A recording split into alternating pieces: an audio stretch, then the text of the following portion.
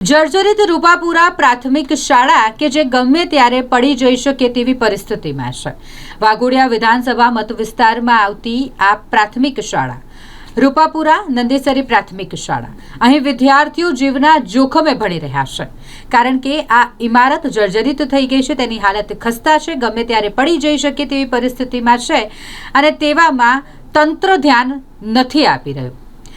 જો આ ઇમારતનો થોડોક પણ ભાગ ધરાશયી થાય છે તો વિદ્યાર્થીઓ જે અહીં ઉપસ્થિત હશે તેમને ઈજા પહોંચી શકે, કોઈનો ભોગ લેવાઈ શકે છે, પરંતુ તંત્ર આ મામલે ધ્યાન નથી આપી રહ્યું। રૂપાપુરા પ્રાથમિક શાળાના દ્રશ્યો તમે જોઈ રહ્યા છો કે જે જર્જરિત હાલતમાં છે। તંત્ર આ મામલે વહેલામાં વહેલી તકે ધ્યાન આપે તે જરૂરી બન્યું છે।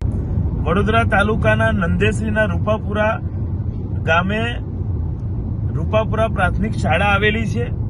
આ પ્રાથમિક શાળા ખૂબ જ જર્જરિત છે અને વારંવાર ત્યાંના ગ્રામજનો દ્વારા, જાગૃત નાગરિકો દ્વારા રજૂઆતો કરવામાં આવેલી છે, છતાંય આ જર્જરિત સ્કૂલમાં કોઈ પણ પ્રકારનું કામગીરી કરવામાં આવી નથી કે એને નવી બનાવી કે સમારકામ કરવું, એની કોઈ પણ પ્રકારનો નિર્ણય નથી લેવામાં આવ્યો।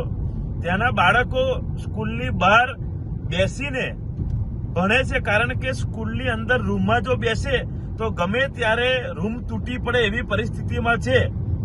ત્યારે નંદેસરી ઔદ્યોગિક વસાહતનો વિસ્તાર છે, CSR ફંડ દુનિયાભરનું કરોડો રૂપિયા કંપનીઓ દ્વારા વાપરવામાં આવે છે।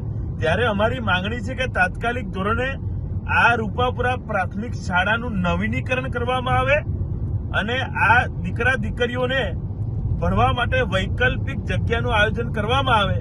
જો અમારી માંગણી નહીં પૂરી થાય તો આજ રૂપાપુરા સ્કૂલમાં ગ્રામજનો સાથે ધરણા પ્રદર્શન કરવાનો કાર્યક્રમ કરવામાં આવશે। જય માતાજી।